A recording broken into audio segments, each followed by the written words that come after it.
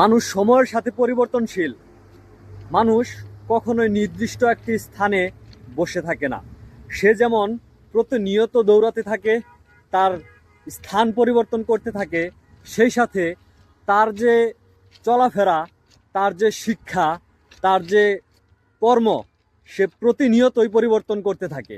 এর প্রমাণ আমার একটি গল্প বলতেছি।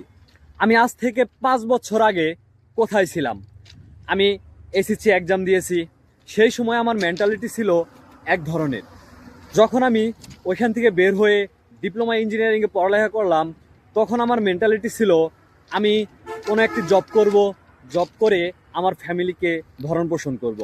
সেইখান থেকে আমার যে পরিবেশ, সেই পরিবেশটা পরিবর্তন করতে করতে আজ আমার মাইন্ডসেট আমি একটি ব্যবসা করব। আর তাই মানুষের পরিবর্তন কখনো বলে আসবে না। আপনি যেরকম পরিবেশে থাকবেন, ধীরে ধীরে আপনার মানসিকতা সেইভাবেই পরিবর্তন হতে থাকবে।